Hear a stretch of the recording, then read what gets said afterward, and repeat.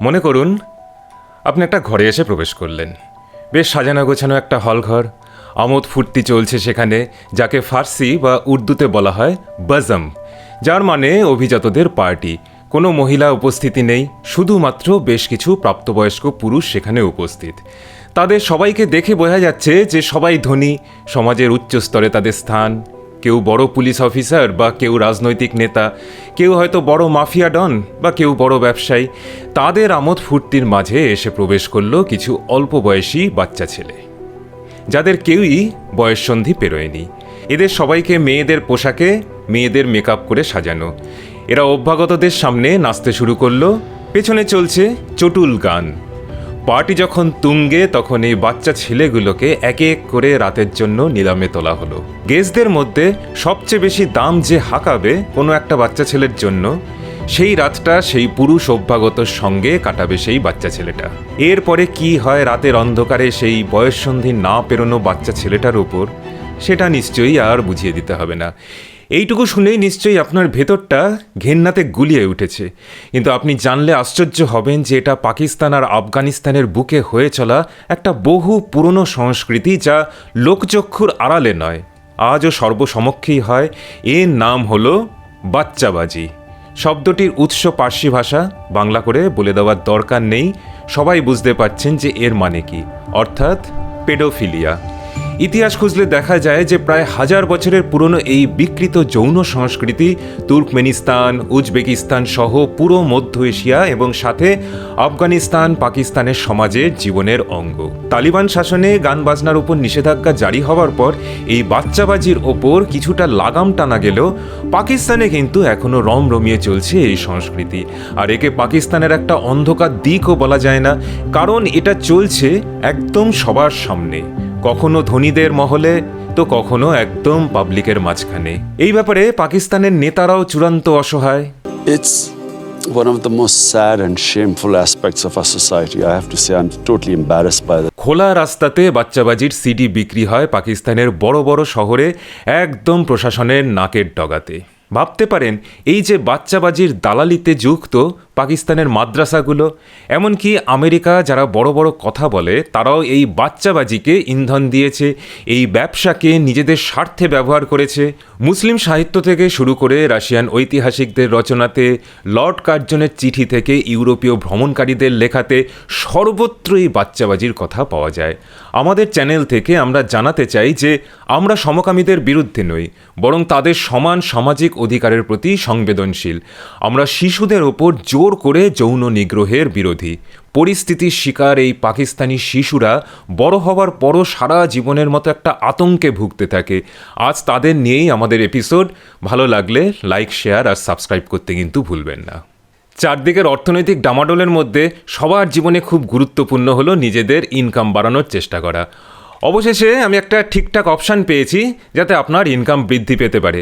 মার্কেটউলফ, এটা একটা সেবি registered app যেটা ভারতে খুব তাড়াতাড়ি গ্রো করছে। দেখুন আমি দেখাচ্ছি এটা কিভাবে ব্যবহার করতে হয়। এই আমি লগ ইন করলাম আর এখানে ফলো ট্রেন্ড ফিচারটা দেখাচ্ছে। আর এখানে একদম আপনি রিয়েল টাইম ট্রেন্ড দেখতে পাবেন, যেখানে অনেকে অলরেডি প্রফিট বুক করেছেন আর আপনি সেটাকে এক ক্লিকে ফলো করতে পারবেন। দেখুন আমি জাস্ট ফলো ট্রেন্ডে ক্লিক করলাম আর ট্রেড প্লেস করলাম, ব্যাস আমার ট্রেড শুরু। আপনি খুব ছোট অ্যামাউন্ট দিয়ে ট্রেডিং স্টার্ট করতে পারবেন, যেখানে অন্য অ্যাপে আপনাকে 3 গুণ পয়সা দিতে হবে। আর আপনি যদি বড়সড় ক্ষতি আটকাতে চান তাহলে তার সলিউশনও আছে, সেটা হলো স্টপ লস ফিচার। যার মানে আপনার ক্ষতি যদি একটা নির্দিষ্ট লেভেলে গিয়ে পৌঁছয় তাহলে এই অ্যাপটা নিজে থেকেই ট্রেডিং বন্ধ করে দেবে, যাতে আপনার ক্ষতি আটকায়। এবারে দেখুন আমার প্রফিট ট্রেন্ডের সঙ্গে সঙ্গে বাড়ছে আর আমি স্টপ ট্রেডে ক্লিক করলাম আর 2065 টাকা প্রফিট বুক করলাম এইটুকু সময়ের মধ্যে। আপনি এখানে কমোডিটি ট্রেডও করতে পারবেন, যেমন গোল্ড, সিলভার, ক্রুড অয়েল এবং ন্যাচারাল গ্যাস, খুব সহজে সকাল 9টা থেকে রাত 12টা পর্যন্ত। মার্কেটউলফ আপনাকে ফ্রি ট্রেড রেকমেন্ডেশনও দেবে, যার থেকে অনেকেই প্রফিট বুক করেছেন ইতিমধ্যে। যেমন ধরুন 15,239 টাকা একদিনে, 33,522 টাকা ডিসেম্বরে আর 5,03,940 টাকা গত এক বছরে। মার্কেটউলফ এর থেকে কিন্তু কোনো কমিশন নেয় না। আপনি মাত্র 99 টাকাতে এই অ্যাপটা লাইফ টাইম অ্যাক্সেস পেতে পারেন। এই অ্যাপ ব্যবহার করতে পারেন সকাল 9টা থেকে রাত 12টা পর্যন্ত। 20 লাখের বেশি মানুষ এই অ্যাপটা অলরেডি কিন্তু ডাউনলোড করেছেন।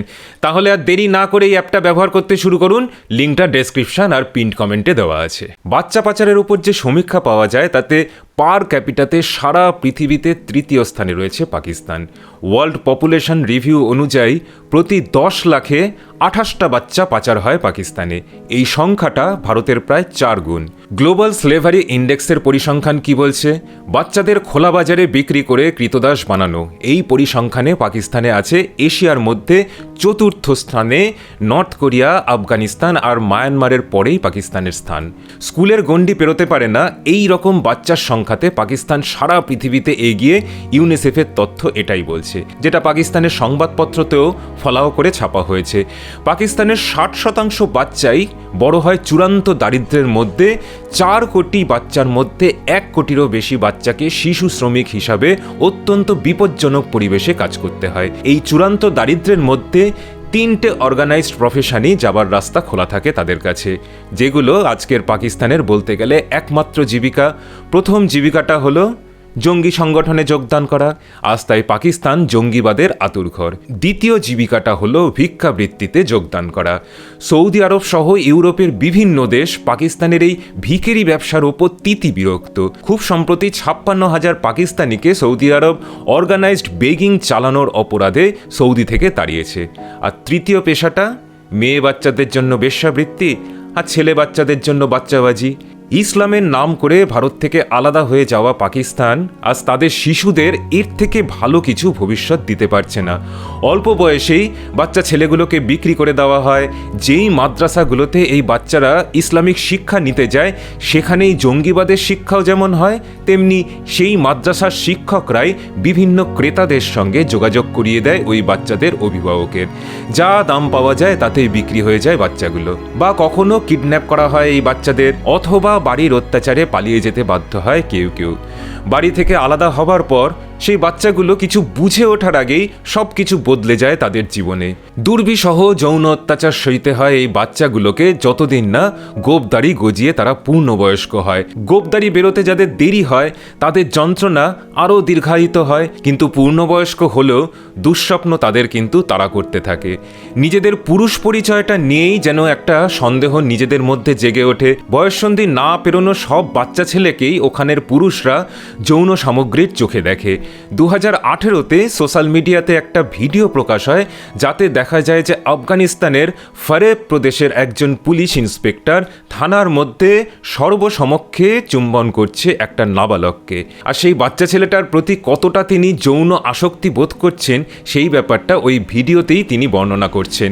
একটা কিশোর যখন পুলিশ থানাতে সর্বসমক্ষে পুলিশের বড়বাবুর যৌন লিপ্সার শিকার হচ্ছে আর বাকিরা নির্দ্বিধায় তাড়িয়ে তাড়িয়ে উপভোগ করছে, তাতে একটা জিনিস কিন্তু খুব পরিষ্কার, এই বাচ্চাবাজি ব্যাপারটা অত্যন্ত স্বাভাবিক এই সমাজে।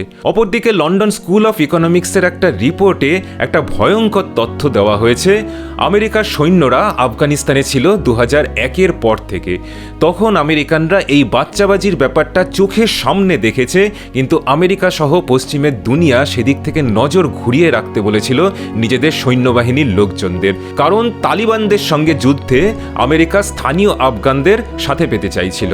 তাই বাচ্চাবাজির মতো স্থানীয় সংস্কৃতির ওপর তারা কোনো রকম বিধিনিষেধ চাপাতে রাজি হয়নি।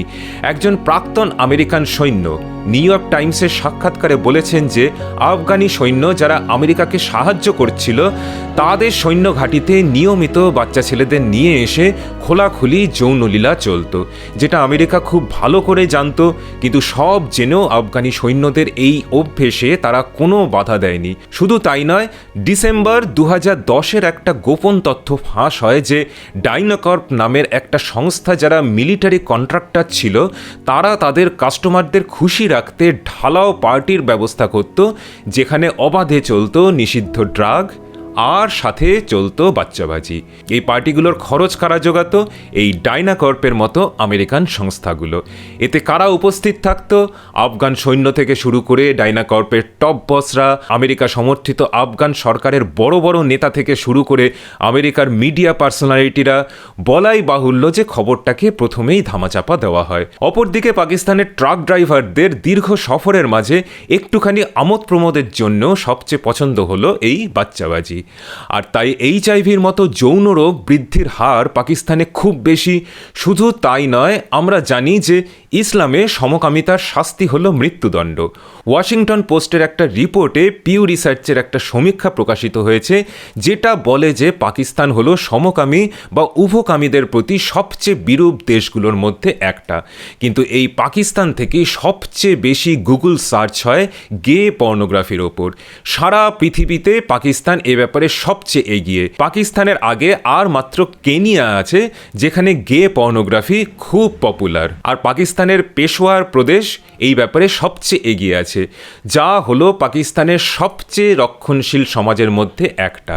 শারেন এল ফেকি তার বইতে বিস্তারিতভাবে লিখেছেন যে সমকামিতার প্রতি ধর্মীয় দৃষ্টিভঙ্গি আর পাকিস্তানের বাস্তব চিত্রটা পুরোটাই কিন্তু আলাদা। পাকিস্তানের দুই অল্প বয়সী পুরুষের মধ্যে যৌনতা ব্যাপারটাকে খুব স্বাভাবিকভাবে দেখা হয়, যেটা তাদের বড় হয়ে ওঠার অঙ্গ হিসাবেই অনেকে মনে করেন। শারেন এটাও বলেছেন যে মুসলিমদের মধ্যে যেই সমাজ যত রক্ষণশীল, সেই সমাজের মুসলিম পুরুষদের মধ্যে সমকামিতার প্রতি বেশি আগ্রহ দেখা যায়। মোহাম্মদ দাউদ নামে একজন আফগানি ট্রাক ড্রাইভারের কথা অনুযায়ী পরিবারের মহিলা বাদে সে জীবনে খুব কম নারীকেই দেখেছে, কিন্তু বয়ঃসন্ধি না পেরোনো কিশোরদের সে দেখে চারপাশে। নারী তার কাছে দুর্লভ, তাই অগত্যা তার কাছে অপশান হলো বয়ঃসন্ধি না পেরোনো এই কিশোররাই। আবার বলছি, সমকামী হওয়া পাপ সেটাও আমরা বলছি না, বা পর্নোগ্রাফি দেখা খারাপ কি ভালো সেই বিতর্কতেই যাচ্ছি না, কিন্তু সমাজের বিধিনিষেধের কারণে যখন সমকামিতা বৃদ্ধি পায় আর তাকে ঘিরে একটা অসাধু ব্যবসা গড়ে ওঠে আর তার শিকার হতে হয় নাবালক শিশুদের, তখন সেটা সেই সমাজের একটা জঘন্য দিককে নির্দেশ করে। আর এটা যে খুব হালের ঘটনা তা নয়, এই বাচ্চাবাজির ইতিহাসও খুব পুরনো। জার্মানির বার্লিন ইউনিভার্সিটির প্রফেসর ইঙ্গেবার্গ বালদাউফ বলেছেন যে এই বাচ্চাবাজি এই ব্যাকট্রিয়া আর সোগদিয়া অঞ্চলে শুরু হয়, যখন এই অঞ্চলগুলো গ্রিক সাম্রাজ্যের অধীনে ছিল। আলেকজান্ডারের সময় আফগানিস্তান, উজবেকিস্তান, তুর্কমেনিস্তান ইত্যাদি অঞ্চলগুলোতে গ্রিক আধিপত্য স্থাপিত হয়। 2018 জার্নাল অন কন্টেম্পোরারি এশিয়ান স্টাডিজও বলছে যে আলেকজান্ডারের সাথে আসা ম্যাসিডোনিয়ার গ্রিক সৈন্যদের থেকেই এই বাচ্চাবাজির সূত্রপাত। তবে এই ব্যাপারে অনেক দ্বিমত রয়েছে। উৎস যাই হোক না কেন, 1300 শতক নাগাদ যে এই জঘন্য প্রথা পুরো মধ্য এশিয়াতে রমরম করে চলত, এর প্রচুর উল্লেখ পাওয়া গেছে ইসলামিক সাহিত্যে। এই অঞ্চল কখনো চেঙ্গিস খানের বংশ মানে মঙ্গলদের অধীনে ছিল, কখনো বা তৈমুর লংয়ের বংশ মানে টিমুরিডদের অধীনে ছিল, যারা ছিল মুঘলদের পূর্বপুরুষ। মঙ্গল বা টিমুরিড বংশের সময় মধ্য এশিয়াতে চুটিয়ে বাচ্চাবাজি চলত মুসলিম সম্ভ্রান্তদের মধ্যে। মধ্যযুগ থেকে চলে আসি এবার আধুনিক যুগে। 1785 পর থেকে বুখারা আমিরশাহীর দখলে ছিল মধ্য এশিয়া। ইউজিন শুলার নামে একজন আমেরিকান বলেছেন যে 1872-এ তাশখণ্ডে ভয়াবহ কলেরা হয়। মৌলবীরা বলে যে নাচ গান এই সমস্ত হারাম জিনিসের জন্য কলেরা হচ্ছে, তাই নাচ গানের ওপর নিষেধাজ্ঞা জারি করা হয়। কিন্তু এই নিষেধাজ্ঞা 1 বছরও টেকেনি। এরপর 19বিংশ শতাব্দীর শেষ দিকে এই অঞ্চল রাশিয়ান এম্পায়ারের অধীনে আসে এবং পরে সোভিয়েত রাশিয়ার অধীনে আসে।